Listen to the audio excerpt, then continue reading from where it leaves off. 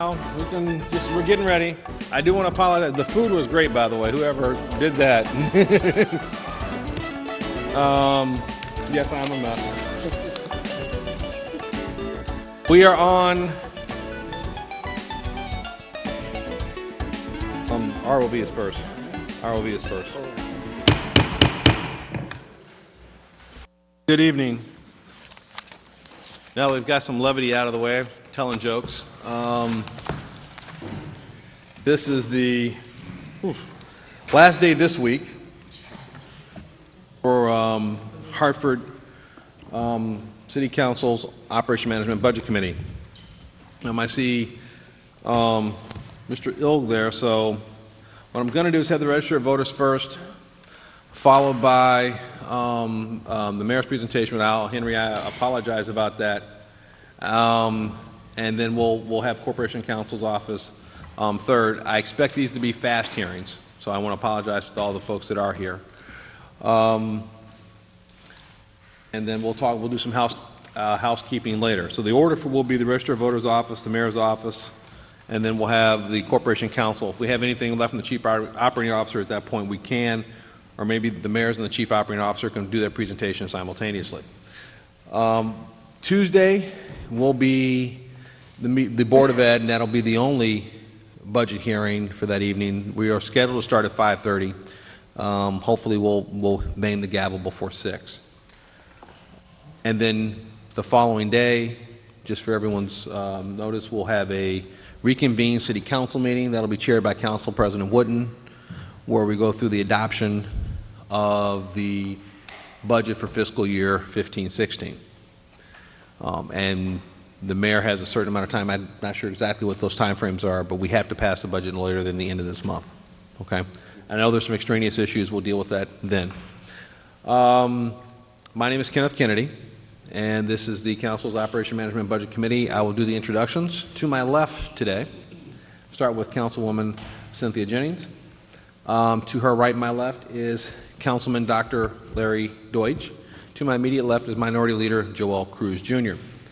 To my far right is Councilman Kyle Anderson. To his left and my right is Councilman David McDonald. And to my immediate right is Council President Sean Wooden. First up are the Register of Voters, and we're joined here by Registrar Olga Vasquez. And you have the floor. Thank you.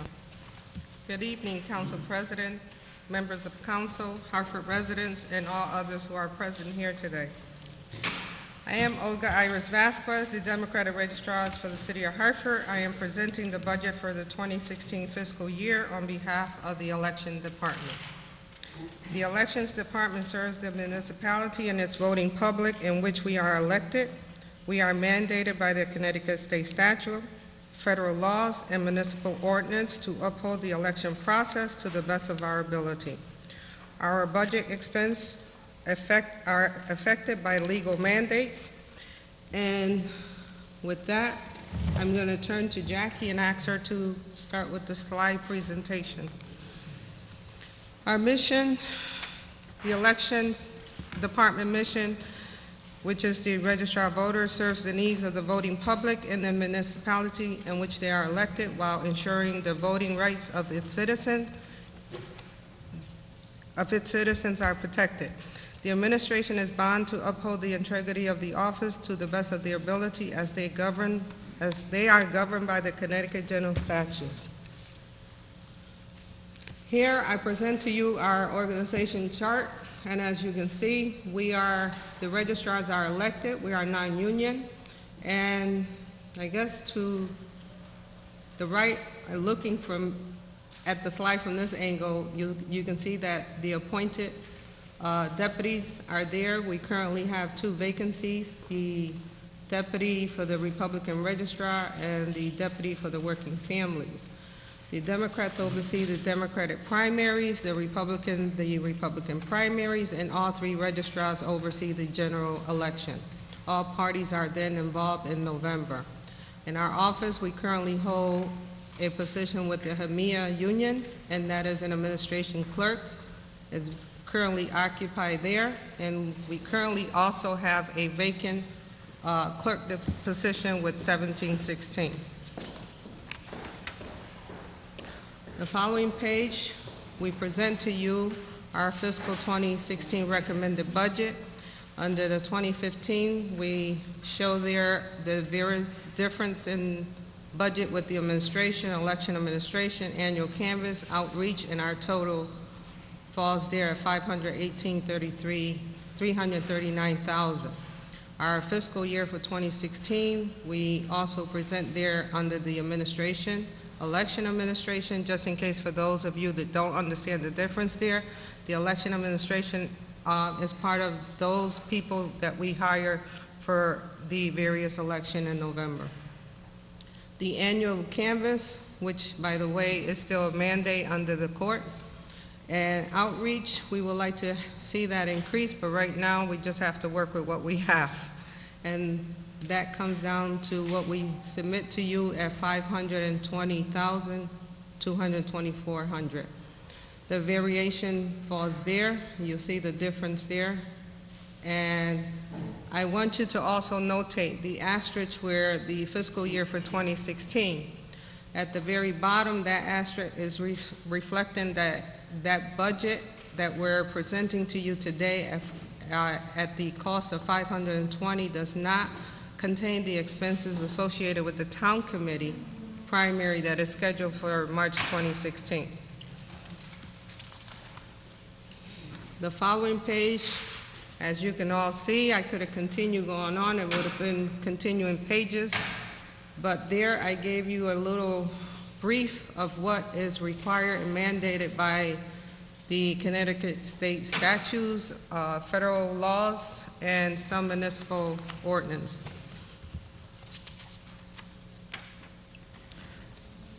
Department's achievement. We processed over 6,723 new voter registration, provided training for over 375 election officials, provided outreach and educational registration for over 30,000 voters. 80% of our workers at the polling place are at least 80%. We're trying to bring that up at 100%. That is needed throughout the whole city. We obtained our 2015 registration certification with the Registrar of Voters Association recently. Strategic progress continue to increase the participation of the electoral process of all qualified residents, including those U.S. citizens living abroad and serving our military. Proceed to verify and confirm the voters' data by conducting the annual canvass to help avoid the long lines at the polls during election in order to uphold the integrity of the election process and maximize voter turnout. Before I conclude, to say thank you. An additional strategic plans is to upkeep the maintenance of the voters list, voting machines, accuracy with daily upkeeps, promoting voter education, engaging and informing citizens, increase voter registration, develop and adopting new techniques presented by the Registrar of Voters Association, State Election Enforcement, and the Secretary of State. We have to also look forward to reinforcing the training and covering all materials moving forward. So what I would like to do at this moment before closing is basically ask the members of the Court of Common Council to adopt this budget as I presented to you, including that the coverage, the cost to the March Democratic Town Committee. I now am open for questions, so I would like to say thank you. Is the Chief Operating Officer here? No, that's fine. When he gets here, the question that we'll have as a budget question is, I'm assuming, and I haven't looked in the sundry as to verify that's or not, we've set aside the money for the election in the sundry account, and I've just been confirmed by a colleague who's looked into that, yes, that money is there. So you're asking us to pass your budget exactly as presented, correct? Excuse me? I mean, I understand. If I could clarify, I believe the mayor's recommended budget does not include funds for a 2016 Democratic primary of the town committee. That's correct. But it does for the general election, so you're asking us to include money in the sundry for the primary. Do you have Correct. any estimated idea of the cost of the 2016 primary?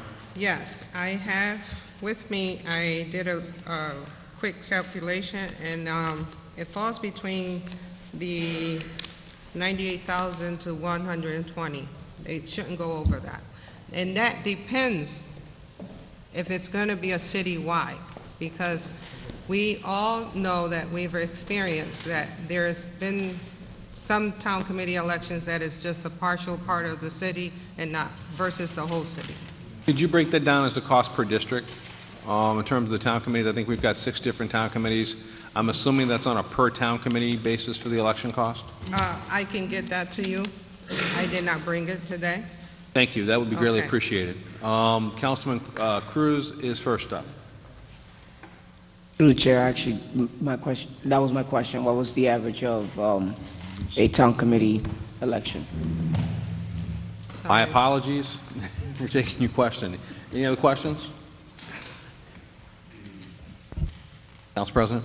Through the chair, and just to confirm, the September 2015 Democratic primary is accounted for in the recommended budget?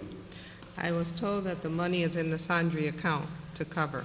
And just to make a point of clarification, I received the notification from the town clerk informing us by the staff attorney from the Secretary of State that the special election for judge of probate is now combined with the November election.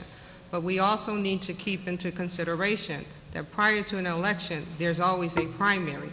So that primary will also be combined with the September 16 primary, the judge of probate. And then a question generally with respect to staff. Have enough staff or adequate staff to run the upcoming elections? I don't. I'm seeking your support, the council support, on that behalf as well. And in terms of the work cycle, right, obviously as you get closer to an election or a primary, the demand goes up for hours that you need individuals working. There are other parts of the year, I imagine, that are lower. And so how would you break that down? Can you rephrase your question? And So I can hear you. aside, sure. aside from election days or the months of an election, right? So we know September, I assume, is very busy before a November general election. What months and what periods of time, are your peak staffing needs, and what months of the year are your lowest? Okay. To give you all an idea, to answer your question, right now, it's a slow peak.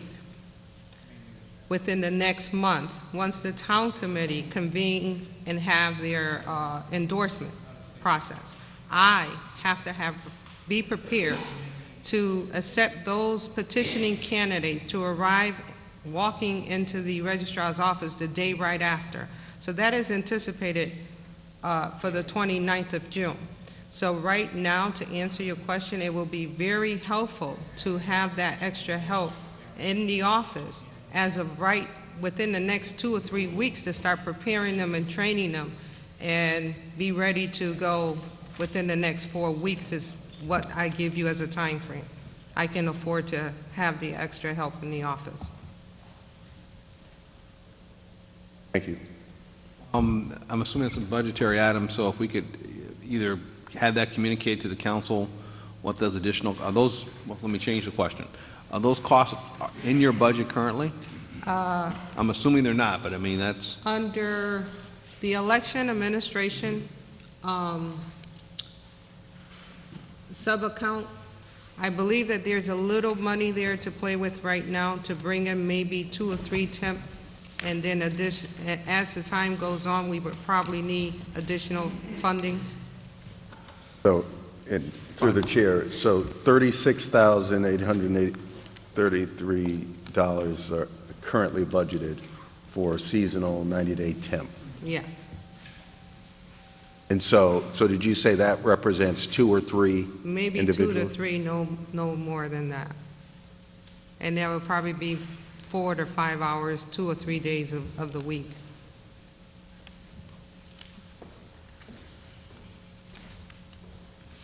Councilman Deutsch. Thank you. And through the chair.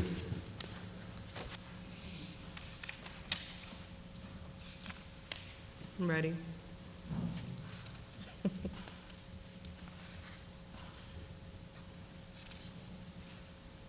Through the chair. I have this question. You mentioned on the Elections Department ROV page, Department Achievements, you mentioned the Registrar Voters Association Conference certification. Yes. Can you tell us a little about that, what it means in terms of certifying registrars or deputies, and if there's any cost associated with it, and what the status is as a result of it? Okay. Yeah. The cost, there is a cost associated with it, and you excuse me, I have to look through my cheat notes here. We recently attended, and it's mandated, for all registrars and deputies or assistant registrars to attend certification during the spring and the fall.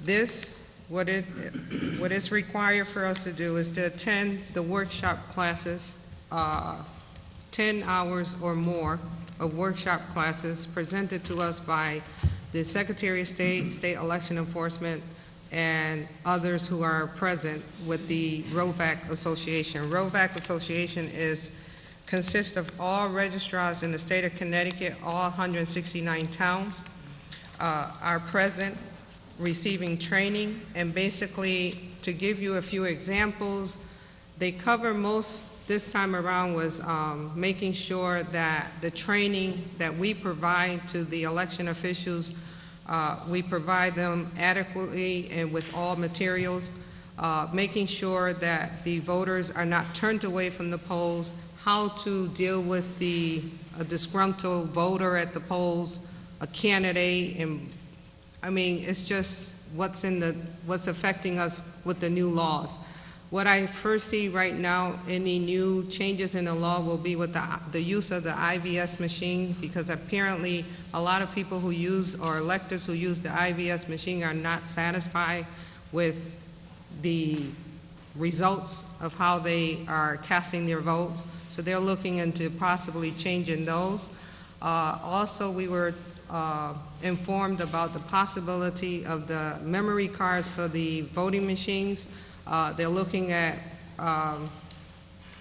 producing better, they actually have the new memory cards, and they're better computerized cards, so to speak. And it just goes on. And basically, by attending these courses, they are now trying to keep electronic copies of all registrars and deputies who attended to make sure that we are meeting the requirements to be certified. Finally, are there any exams given at the end of those that have scores attached with them? Like, for the attendees, are they tested at the end on their knowledge of what was just taught, and do they get scores on an exam or some sort of evaluation? No, sir. There's no exam. Okay, thank you. Thank you. Councilwoman Jennings. Thank you, Mr. Chair, through you. Ms. Vasquez, Yes. one of the things I wanted to question is, because of the, it looks like there's going to be a staffing issue that you're going to address. Correct. Can you please tell me how you're going to address the absentee voters issue to make sure that people who are voting absentee have enough time to get their ballots and turn them back in and vote by mail? Ms. Jennings, Councilwoman Jennings, what I can assure on my behalf as the Democratic Registrar is to make sure that every elector that's requesting an absentee and we're providing the service as a supervised absentee, I can guarantee that they receive that service. And this time around, because it's a Democratic primary, I'm only relying on myself. I'm not relying on other people that I have no authority to direct to get the job done. So in terms of making sure that they receive the ballots by mail, I cannot answer that unless the town clerk, well, I can answer that. I'm going to take that back because I can just be persistent with the town clerk. The town clerk is the gatekeeper of the ballots, not the registrars. So they're the ones that issue the ballots. What I can do is strongly reinforce it on my behalf and making sure and be persistent that the town clerk release these ballots on time. Through you, Mr. Chair, just one more comment on that. In terms of the supervised balloting, in the past, people have been disenfranchised. They have not been part of the supervised balloting, even though they filled out the absentee ballot application. Now, when you talk about the staffing, to make sure that there's enough staffing, will there be enough staffing to do a combination of, if someone misses the supervised balloting, to make sure that their application for an absentee ballot gets in and gets handled on time? And it's my understanding that once the town clerk receives it, within 48 hours, the ballot will go out. So my question is, just in terms of making sure that there's enough staffing on board to make sure that those ballots are into the town clerk's office at least 48 hours before they have to be mailed out, received by the individual, and then have the individual have an opportunity, maybe 1 or 2 days, at least 2 days, in order to mail those ballots back out. Yes, the answer is yes on my behalf, making sure that this time around, that we're going to make sure that we have enough staff there. That's why I come here before you to ask to make sure that the fundings are there, available for us. However, here is a dilemma that we're dealing with Hartford in general. There are a couple of state statutes that authorize and requires the registrar of voters to provide services to the nursing homes, facilities, any location has 20 or more residents. As of the beginning of June, we will release the letters to all the facilities throughout the city of Hartford. The letter is just basically a written agreement to these facilitators to say, yes, we agree that a representative from the registrar's office will be here on such date, such time to provide such service. The first visit is to provide them with the application. The second visit is considered a polling place. What we're dealing with is that there are numerous people in the city right now who we are not saying they shouldn't do these things, but they're interfering with the process. So, and then there's a problem that is developed. If, for example, Maria goes to a couple of these facilities and provide these applications to these residents at such location, and then there's an agreement with the City of Hartford Registrar of Voters to provide the service, the facilitator is not going to allow Maria to get in there because Maria doesn't represent the Registrar of Voters office or the City of Hartford. But Maria waits to closing hours that the facilitator is not working, goes in there, perpetrates that she's representing the city, goes in there and provide these residents with the application. So now we have a dilemma. So now the town clerk's going to receive these applications, and the town clerk says to me, but Olga, within the 48 hours, I got to release them. The dilemma is that they're already in agreement at these sites to be with the registrars of voters to conduct the service. So now we got a situation, a legal situation. So we can only do as much as we can as long as there's no interference from the outside at these facilities. Through you again, Mr. Chair. When, I guess the question is, for those people who are used to filling out those absentee ballot applications, there's a time frame where they have to have those ballots, those applications in so that the registrar's office can authorize them to be released and sent out to the residents, correct? We don't authorize them to be released. Again, here I repeat, if they're not under our jurisdiction to conduct supervised absentee, they go out. Okay, Okay. that's fine. All right, so that was my question, because a lot of the individuals did not have ballots mailed out to them.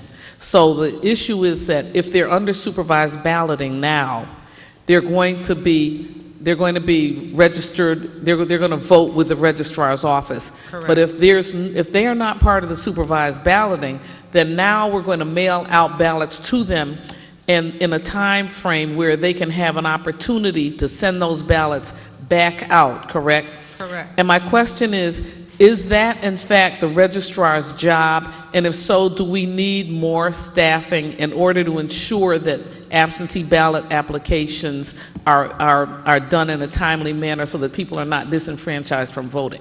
For those individual electors who are requesting absentee ballots outside the supervised is not the registrar's job. It is the town clerk's job, and maybe the town clerk may need the extra help in his department to make sure that they're accommodating and, you know, going according to mandates or the 48 hours.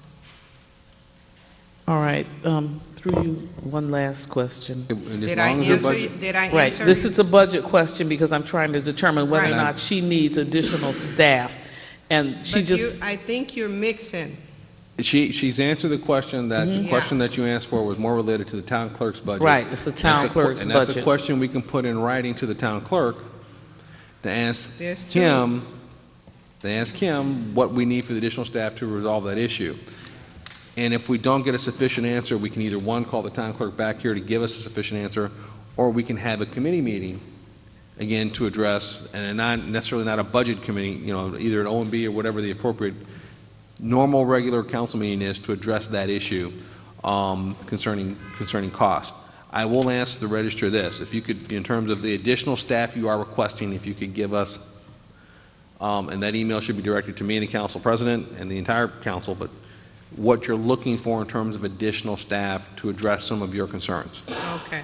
Well done. We are, you know, very concerned in making sure that you have the adequate that you need. Actually, we have been discussing some of that, what ideas we have. So again, we'll compare notes and then see what we need before we pass the budget, hopefully on Wednesday. Thank you. I'm sorry, Council President. And outside of this, I also would like to discuss, it's not a budget question, but there are lots of things through the Committee of Inquiry, the process of reviewing the last election that were not, it wasn't apparent that it was the result of a lack of staff or a lack of budget, right? That category of issues, I would appreciate, you know, understanding your ideas for improvements in terms of how those things are going to work going forward. And so that's not for this forum, Okay. but I did want to say that. I will- appreciate that. And if you allow me, I would like to meet with any one of you at your request, and I would love to sit down and share those suggestions and ideas. After your private conversations, we can certainly make that a discussion on the Operations Management Budget Committee. But we probably should have a quick off-the-record conversation as to what some of those needs are so we can adequately address it in the budget when we begin to pass it.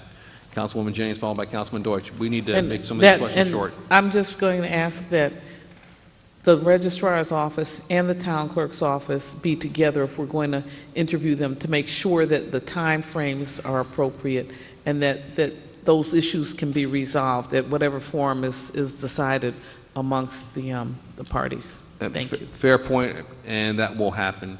Councilman Deutsch, we're running on time, folks, so. Thank you, Fuji. I may have misheard you. I thought did you say that there's also something that council itself needs to do in terms of staffing or attention other than the town clerks in your office? Staffing on council or time? I'm not clear. I thought you said at one point that some, such and such is council's job as well as something else. Did I not hear you right? The answer I is think no. the answer is no, she didn't understand it, and I didn't hear that either, so. No. Okay, fine. So Okay. in other words, there's nothing more that we in council need to do that would require funding. What- Withdraw the question. Thank you very much. And the chair appreciates you withdrawing the question. I don't believe there's any further questions. I want to thank Madam Register for her budget presentation. I want to thank everyone here for their professionalism.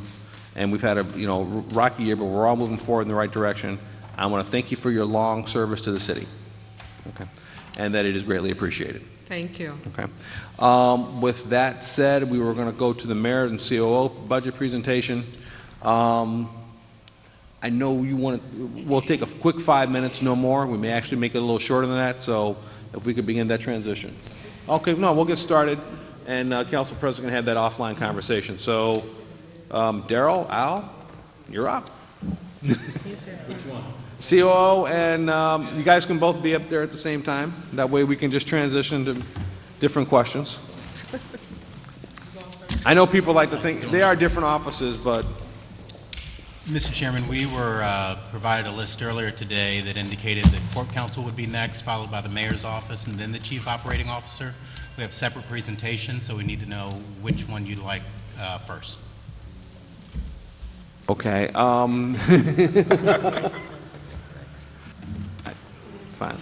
Fine. Let's do Corporation Counsel next, followed by the Mayor's Office. Sorry. All right. Yes. No, but wake up. But if you want, we can review them tomorrow. Okay.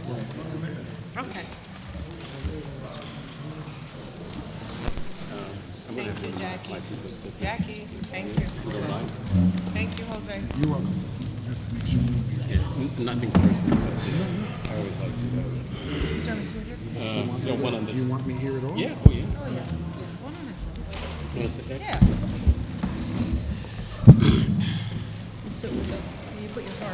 Yeah. All right. Now that we've taken our so-called commercial break, let me introduce the members of the council if they're here for this budget presentation hearing. Again, my name is Kenneth Kennedy, I chair of the council's Operation Management Budget Committee. To my left is Councilwoman Cynthia Jennings. To her right, my left, is Councilman Dr. Larry Deutsch. To my immediate left is Minority Leader Joel Cruz Jr. To my right is Councilman Kyle Anderson, and to his left is Councilman David McDonald. Council President will be joining us shortly as he's having an offline conversation. So, Henry, good to see you. I forgive me for not introducing you earlier, but obviously you're here. Our Corporation Counsel is Henry Alexander, who comes to us from a long line of legal experience, and I'll talk about that later, but the floor is yours. Thank you, Chairman and members of the council.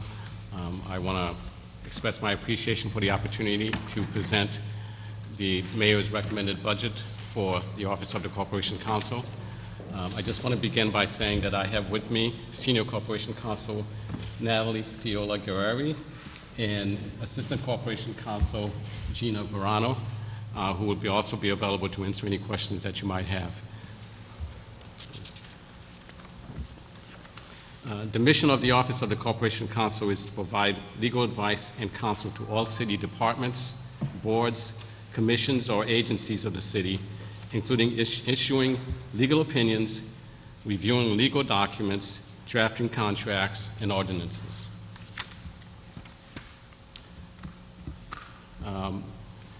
This represents the office. Currently, the Corporation Counsel's position is vacant, and I'm acting as acting Corporation Counsel. We have 2 senior assistant Corporation Counsels, 7 assistant Corporation Counsels, 2 associate Corporation Counsel, 2 support staff, and we also have 2 law student interns in our office.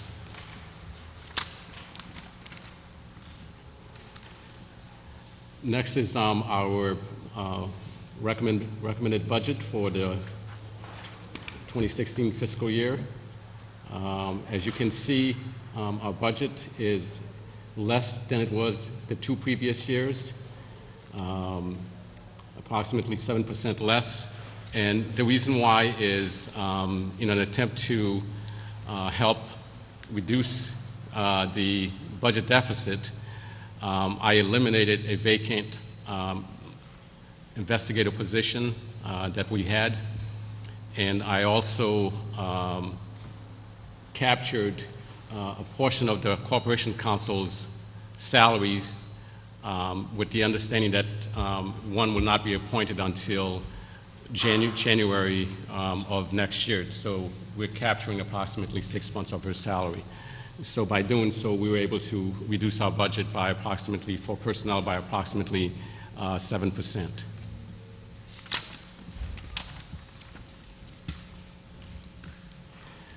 As you can see from the next page, the sources of our budget, the general fund is $1,632,000. The MERF fund, the pension commission, we have one of our assistant corp counsel is partially funded by the pension commission, and so we receive approximately $44,618 from the pension commission for that individual. We also have $164,095 that comes from capital improvement. That is primarily to do most of our LS&I enforcement, the blight enforcement, and so on. And as you can see, the total base on this representation is $1,841,476. When we fully staff, we have 22 staff members in the office. Currently, we have obviously the Corporation Counsel's position vacant. We have a paralegal position vacant, and I believe that's it. The next page shows you basically a pie chart as to our focus in terms of our work. 90% is actually legal work that we do. 8% is on boards and commission, and 2% on neighborhood initiatives. Just to explain a little bit about the boards and commissions, at some time in the past, there was some restructuring where a number of boards and commissions which were under the Human Relations Commission with an executive director and fully staffed were split apart. So currently we have the Civilian Police Review Board that we handle all their administrative matters. My staff goes to their meetings, do their agendas, and prepare their minutes and whatever else that's needed. We do the same for the Commission on Disabilities, the Commission on Lesbian, Gay, Bisexual, and Transgender Issues. In addition, we also cover the Permanent Commission on the Status of Hartford Women and the Human Relations Commission. So all those commissions are actually being staffed by us because everyone else is, is a commissioner, somebody from the general public.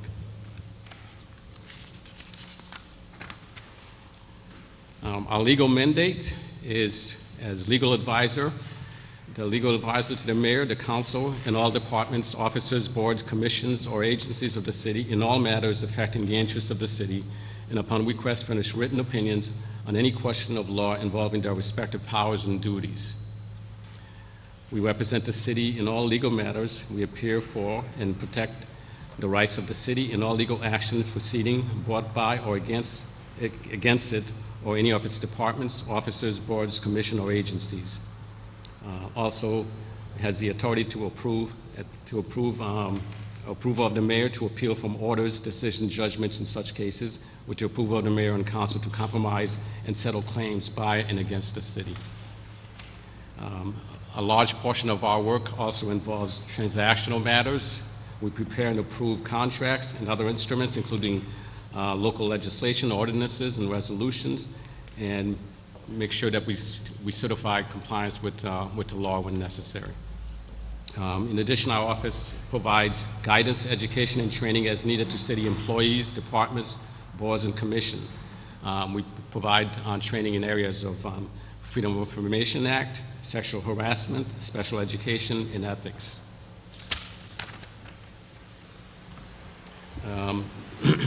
Some of the goals that we achieved last year, or last fiscal year, there were 276 claims filed. We resolved 259 of them, and 27 of them went out to actual litigation.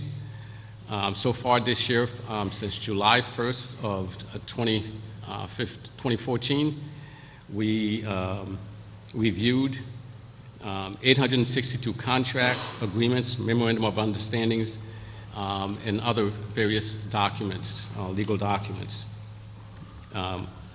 We've had 500 municipal ordinance and regulation enforcement judgment filed since July 2014. We have 31 active federal court cases, and we had a significant matter that occurred in the Superior Court. Unfortunately, it was not appealed to the appellate court of the Supreme Court, but our anti-blight ordinance was upheld as to its constitutionality by a Superior Court judge.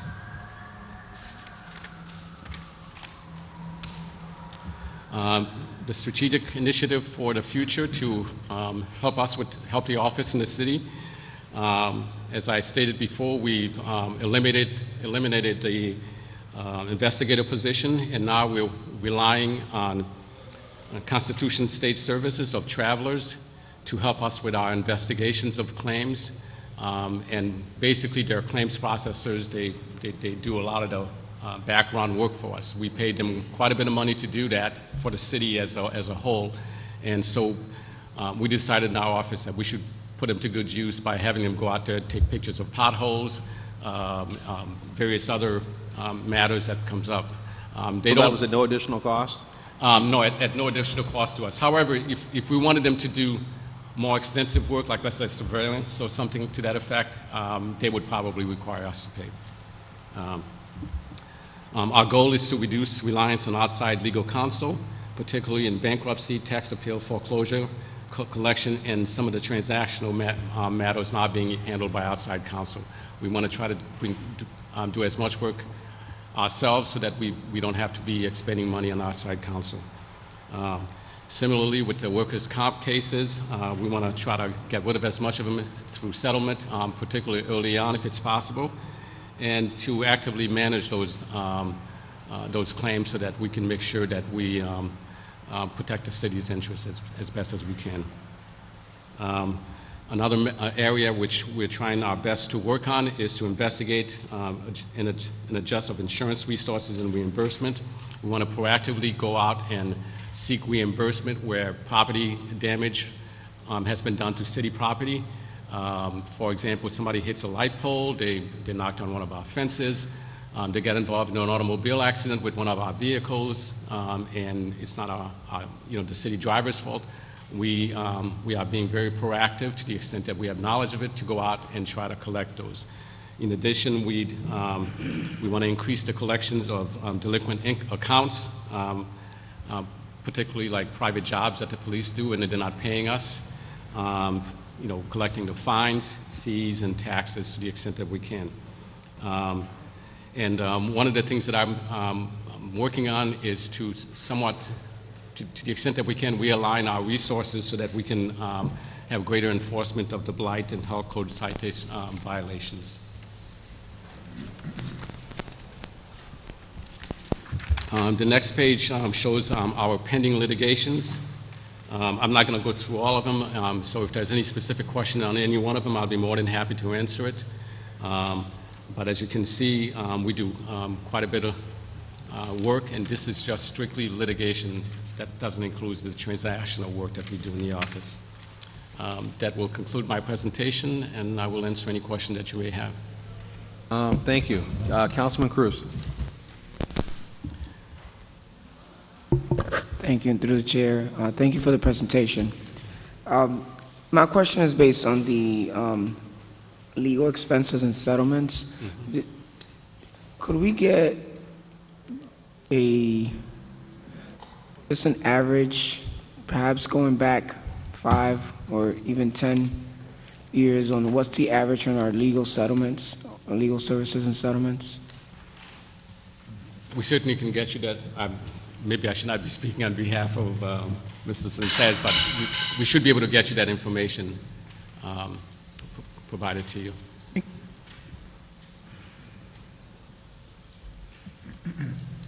Councilman Deutsch? Thank you, and through the chair. One question that's come up, I think, is how the Office of Corporation Counsel works with the Office of the Tax Collector in terms of delinquent accounts, which you mentioned here on the last page, tax appeals. And earlier in the presentation, you mentioned to increase collections, delinquent accounts, private jobs, ending with, and taxes. And we have been, for a long time, looking for the most efficient and effective way of reducing the number of delinquent tax accounts. And obviously, the tax collector has testified on his efforts. And we have asked before, and if there's been a good answer, I may have forgotten it, but in what way would additional budget allocation for staffing, either in the Office of Corp Counsel or the Tax Collector's Office, do you think would be productive, that would have a net positive effect by adding 1 or 2 staff members, either attorneys from your office or from theirs, or paralegals, let's say, in order to improve the collection rate further and make the expense of staffing worthwhile? Councilman Deutsch, obviously, the more staff that we have, the more aggressive we could be in terms of pursuing fines and taxes or whatever it is. I'm not quite sure whether the resources should go to the tax collector's office or to us, but we do not act until we get something from the tax collector's office saying that somebody's delinquent, or if there's a tax appeal, obviously we handle it. So yes, more resources could possibly increase collection. And it may not. I mean, there are people who, you can't take, I guess you can't squeeze water out of a rock. So if the person doesn't have the money, they're not going to pay. Even if you get a judgment, sometimes it's just unenforceable. For instance, you mentioned before that there are vacant positions, I think one for as an attorney and one for a paralegal, am I right? Right. The attorney is a corporation counsel herself, the head person. I'm acting right now. Okay. So, and the other is a paralegal position that we've been advertising, but we have not been very successful in getting good applicants. And that position is budgeted for, and is it up to you or the tax collector to decide how that effort is allocated? Well, it's up to me how it's allocated once the matter is brought to my office. When it's at the tax collector's office, I frankly wouldn't even know unless something triggers it to get to me. But once it gets to me, then the case is assigned, or if it's a matter that needs to be collected, we pursue it. We pursue it as aggressive as we can. If I can ask one final question. In the creation of the Stadium Authority, that's a new authority. We asked last night in another context what kind of arrangements and costs that would incur, and auditing, and also in creation of that new quasi-governmental entity, Stadium Authority. And I think also, if I'm not mistaken, we retained the former Corporation Counsel for additional legal services. Can you indicate what would be the cost associated first with her continued consultation, and what may be the cost going into the future associated with the new Stadium Authority? Okay. In answer to your first question, we're no longer employing the services of the former Corporation Counsel on any matter right now. It was primarily because of her involvement in the process of the stadium development, and the fact that I was not up to par on it, that we employed her because of her intimate knowledge of the whole process. In terms of your second question regarding the stadium authority, Well, for I think, instance, is your question more toward how much money has been allocated for outside counsel, either affiliated with the Stadium Authority or in the budget as a whole? yeah, the answer is Yeah. yes, in total. How much do we need to, will you have to allocate a time, legal time from your office associated with the Stadium Authority, either through outside counsel or internally? Yeah, well, in answer, the simple answer to your question is we do have one of our attorneys assigned as an attorney to the Stadium Authority, just as we have one assigned to every one of the committees throughout the city. You know, the Tax Abatement Committee, no matter what the committee is, we have an attorney that's going to be there. So when the Quality of Life Committee is meeting, there's one of our attorneys is there. So unless there's some unusual work beyond the staffing of these committees or authority in this case, no, it's not really an additional cost to us. Thank you, Councilwoman Jennings. Yes. Thank you, Councilor Alexander. Can you please tell me where in the budget is it indicated exactly how much we spend on settlements for the city? It's on page 55 of the details. Oh, and sundry, okay. All right. It's under sundry. It's in the sundry account, correct? Right, that's correct. Okay. Okay. All right, thank you. And my other question is, we have, I guess, 58 civil rights complaints, or CHRO complaints. Is there civil rights training for managers who have complaints brought against them that's conducted by Corporation Counsel? Oftentimes, when there is a civil rights complaint or a CHRO claim made against a particular manager or a particular supervisor, there is some form of counseling and retraining that is done through, I believe, Human Resources, if I'm correct. We, at the request of, let's say, one of the departments, we will provide that type of educational training as well. Okay, thank you. Thank you, Councilman Anderson. Thank you, Mr. Chairman, through you. How are you? I'm doing good. I hate to be repetitive, but excuse me, I'd like to go back to increase in collections, delinquent accounts. I'm not going to worry so much about the taxes, you kind of addressed that, but looking at the private jobs and also the fees and outstanding dollars, is there any kind of range of how much is out there still uncollectible? One, that's number one, and then go ahead, I'll let you handle that. I'll give it to you one time. I really don't know off the top of my head, but we can get that information for you. Okay. And then also too, looking at the bureaucracy of going after and then getting different agencies to come back to let you guys know that there's some outstanding funds. Has that been improved?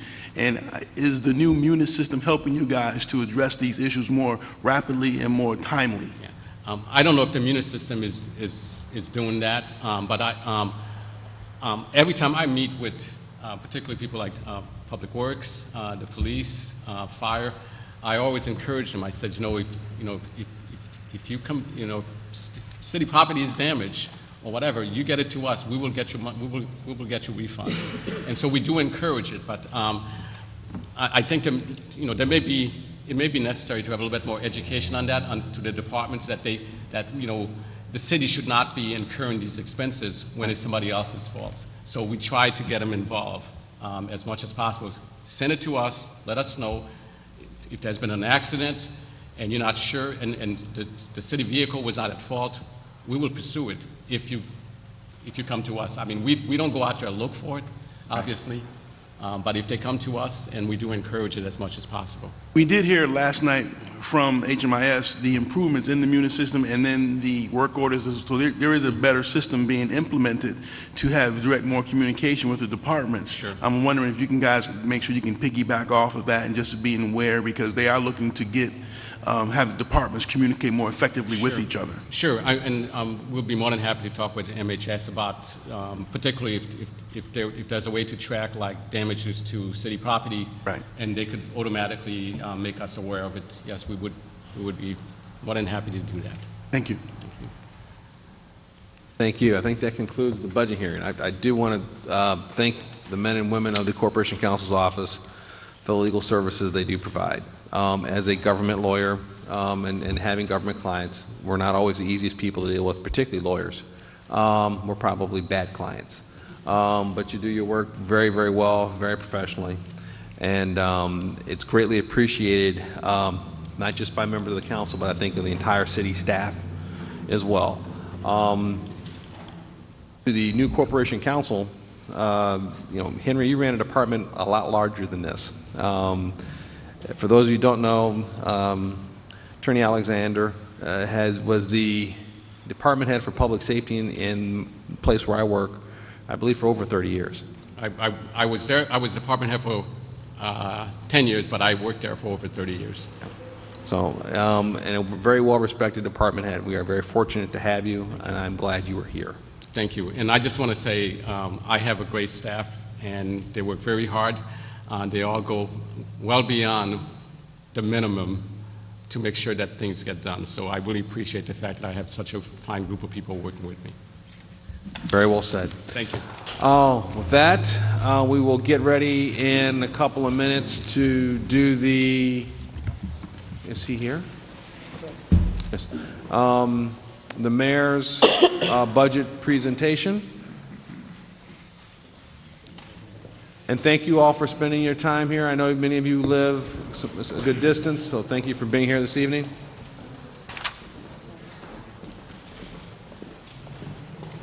No. People do have child care responsibilities, folks.